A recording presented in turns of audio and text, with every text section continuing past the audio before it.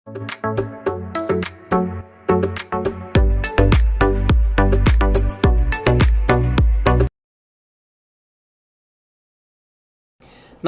ഏവർക്കും study Nifty മലയാളത്തിന്റെ daily market ന്യൂസിലേക്ക് സ്വാഗതം. വരുന്ന ആഴ്ചയിൽ നിഫ്റ്റിയുടെയും ബാങ്ക് നിഫ്റ്റിയുടെയും പെർഫോമൻസ് എത്തരത്തിലായിരിക്കും എന്നാണ് നമ്മൾ ഈ വീഡിയോയിൽ നോക്കുന്നത്.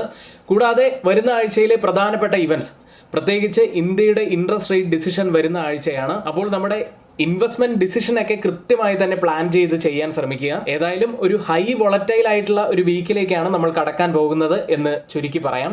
കഴിഞ്ഞ ആഴ്ച റഷ്യ യുക്രൈൻ യുദ്ധവും കൂടാതെ US government China, Mexico, Canada എന്നീ രാജ്യങ്ങൾക്ക് ഏർപ്പെടുത്തിയ തീരുവയും തന്നെയായിരുന്നു പ്രധാനപ്പെട്ട വിഷയങ്ങളായി വന്നത്. കൂടാതെ ഇന്ത്യയിലേക്ക് വന്നാൽ വീക്കായിട്ടുള്ള GDP നമ്പേഴ്സ് ആണ് വെള്ളിയാഴ്ച പുറത്തു വന്നത്.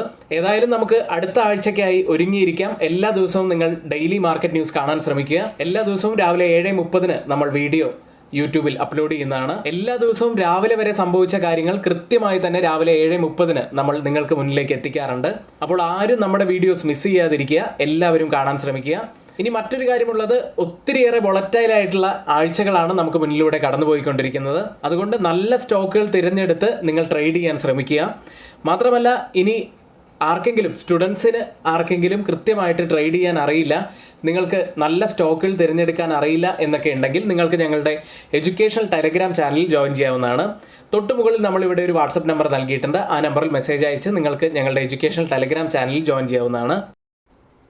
ഇനി നമുക്ക് നിഫ്റ്റിയുടെയും ബാങ്ക് നിഫ്റ്റിയുടെയും അടുത്ത ആഴ്ചയിലെ പെർഫോമൻസിനെ കുറിച്ച് ഒന്ന് അവലോകനം ചെയ്യാം. നിഫ്റ്റി വെള്ളിയാഴ്ച ക്ലോസ് ചെയ്യുന്നത് 24,131 215 പോയിന്റ്സ് ഉയർന്നാണ്. കഴിഞ്ഞ വ്യാഴാഴ്ചത്തോടെ നിഫ്റ്റി നവംബർ സീരീസ് പൂർത്തിയാക്കിയിരുന്നു. ഇനി വീക്ക്ലിയിൽ നോക്കുകയാണെങ്കിൽ കഴിഞ്ഞ രണ്ടാഴ്ചയും പോസിറ്റീവിലായിരുന്നു ക്ലോസ് ചെയ്യുന്നത്. ഇതിന് മുൻപുള്ള ആഴ്ചയിൽ 1.59% ഉയർന്നെങ്കിലും കഴിഞ്ഞ ആഴ്ച 0.94% ഉയർന്നത്. വെള്ളിയാഴ്ച നല്ല പോസിറ്റിവിറ്റിയിലാണ് നിഫ്റ്റി ക്ലോസ് ചെയ്യുന്നത്. ഇത് തന്നെയാണ് കഴിഞ്ഞ ആഴ്ച നിഫ്റ്റിയിൽ പോസിറ്റീവിൽ ക്ലോസ് ചെയ്യാൻ സഹായിച്ചതും. ആദ്യം നമുക്ക് മന്ത്ലി ക്യാൻഡിൽ നിന്ന് ആരംഭിക്കാം. കഴിഞ്ഞ മാസം ഒരു പിൻബാർ ക്യാൻഡിലാണ് നിഫ്റ്റിയിൽ ഫോം ആയിരിക്കുന്നത്. ഇനി നമ്മൾ ശ്രദ്ധിക്കേണ്ട ഒരു കാര്യം, നമ്മൾ വരച്ച ആ ഒരു സപ്പോർട്ട് സോണിൽ നിന്നും കൃത്യമായിട്ട് ഉള്ള ഒരു ബൗൺസ് ബാക്ക് ആണ് ഇവിടെ മന്ത്ലിയിൽ നമുക്ക് ലഭിച്ചതായിട്ട് കാണുന്നത്.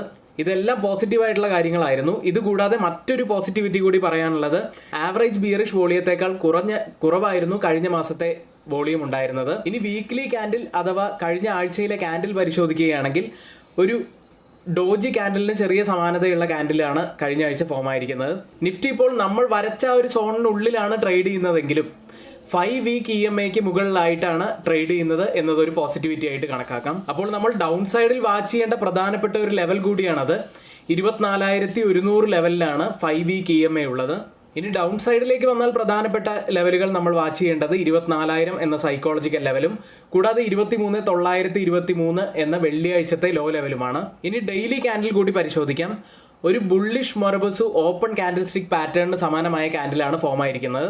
ഇനി കഴിഞ്ഞ വ്യാഴാഴ്ചത്തെയും വെള്ളിയാഴ്ചത്തെയും ക്യാൻഡിൽ പരിശോധിക്കുകയാണെങ്കിൽ ഒരു ബുള്ളിഷ് ഹറാമി അഥവാ ഒരു മദർ ബേബി ക്യാൻഡിലിന് സമാനമായ ക്യാൻഡിൽ സ്റ്റിക് പാറ്റേൺ ആണ് കഴിഞ്ഞ വ്യാഴം വെള്ളി ദിവസങ്ങളിൽ ഫോം ആയിരിക്കുന്നത്. ഇത്തരത്തിൽ ഒരു ക്യാൻഡിൽ സ്റ്റിക് ഫോർമേഷനൊക്കെ വരുമ്പോൾ ഒരു ഗ്യാപ്പ് അപ്പ് ഓപ്പണിങ്ങിന് സാധ്യതകൾ കൂടുതലാണ്. ഇപ്പോൾ ഇത്ര നേരവും നമ്മൾ പോസിറ്റീവ്സിനെ കുറിച്ചാണ് സംസാരിച്ചത്. ഇനി നെഗറ്റീവ് ആയിട്ടുള്ള ഫാക്ടറുകൾ കൂടി ചിലത് നമ്മൾ കാണേണ്ടതുണ്ട്.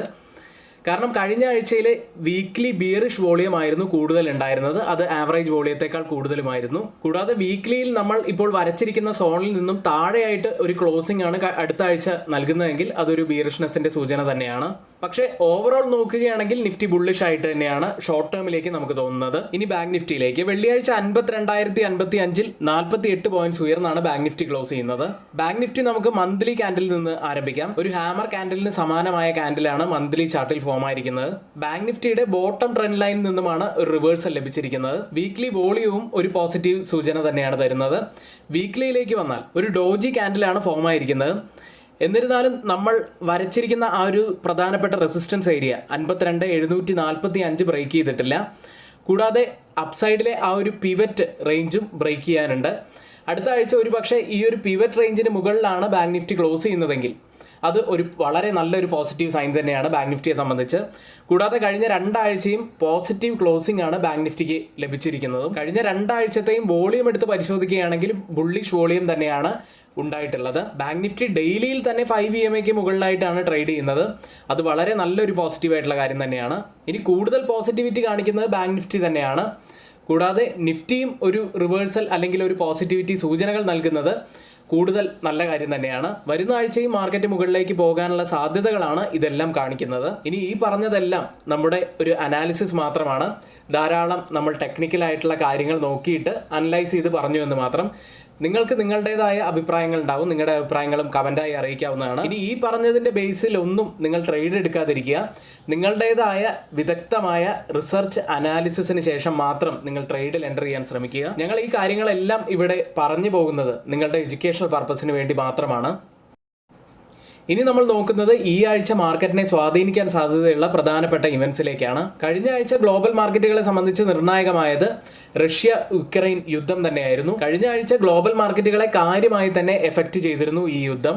കൂടാതെ ഇന്ത്യയുടെ GDP ഡാറ്റ പുറത്തു വന്നിരിക്കുന്നു. അത്ര നല്ല നമ്പറുകളല്ല ഇത്തവണ പുറത്തു വന്നത്. അതിനെക്കുറിച്ചുള്ള കൂടുതൽ വിവരങ്ങൾ നാളത്തെ ഡെയിലി മാർക്കറ്റ് ന്യൂസിൽ നമ്മൾ പറയുന്നുണ്ട്. ഇനി ഈ ആഴ്ചയിലേക്ക് വരാം. ഇന്ത്യയുടെ ഇൻട്രസ്റ്റ് റേറ്റ് ഡിസിഷൻ പുറത്തു വരാനിരിക്കുന്ന ആഴ്ചയാണിത്. അതുകൊണ്ട് തന്നെ അങ്ങേയറ്റം നിർണായകമായ നല്ല വൊളറ്റൈൽ ആയിട്ടുള്ള ഒരു ആഴ്ച തന്നെയായിരിക്കും ഇത്. അപ്പോൾ ആദ്യം മുതലുള്ള ഇവൻസിലേക്ക് വരാം. തിങ്കളാഴ്ച ഡിസംബർ 2-ാം തീയതി ഒരു IPO ഓപ്പൺ ആകുന്നുണ്ട്. REIT എന്നൊരു IPO ആണ് ഓപ്പൺ ആകുന്നത്. അന്നേ ദിവസം തന്നെ ഇന്ത്യയുടെ മാനുഫാക്ചറിംഗ് PMI ഡാറ്റ HSBCയിൽ നിന്നും പുറത്തു വരാനുണ്ട്. യൂറോ ഏരിയ അൺഎംപ്ലോയ്മെൻറ്റ് റേറ്റ് അന്നേ ദിവസമുണ്ട്. US ISM മാനുഫാക്ചറിംഗ് PMI ഡാറ്റയും പുറത്തു വരും.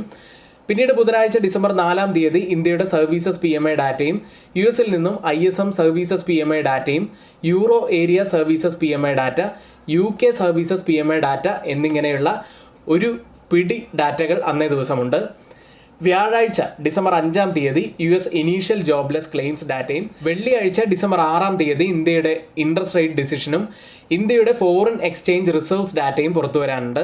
അങ്ങേയറ്റം പ്രധാനപ്പെട്ട ഒരു ഇവന്റ് തന്നെയാണ് വെള്ളിയാഴ്ച പുറത്തു വരാനിരിക്കുന്നത്. എന്തായാലും ഇൻട്രസ്റ്റ് റേറ്റ് ഡിസിഷൻ പോസിറ്റീവ് ആയിരിക്കും എന്ന് നമ്മൾ ഇപ്പോൾ ഒരിക്കലും കാണുന്നില്ല. കാരണം നമ്മുടെ ഇൻഫ്ലേഷൻ ഡാറ്റയും അതുപോലെ GDP നമ്പേഴ്സും ഒക്കെ വീക്കാണ്. അതുകൊണ്ട് തന്നെ ഇപ്പോൾ ഒരു റേറ്റ് കട്ട് ഉണ്ടാകും എന്ന് നമുക്ക് ഒരിക്കലും പറയാൻ കഴിയില്ല. എന്നിരുന്നാലും എന്നായിരിക്കും ഒരു റേറ്റ് കട്ട് ഉണ്ടാകുക എന്നുള്ള സൂചനകൾ തരികയാണെങ്കിൽ അത് വളരെ നിർണായകമാവാൻ സാധ്യതയുണ്ട്. ഏതായാലും വരുന്ന ആഴ്ച വളരെ നിർണായകം തന്നെയാണ് ഇന്ത്യൻ മാർക്കറ്റുകളെ സംബന്ധിച്ച്.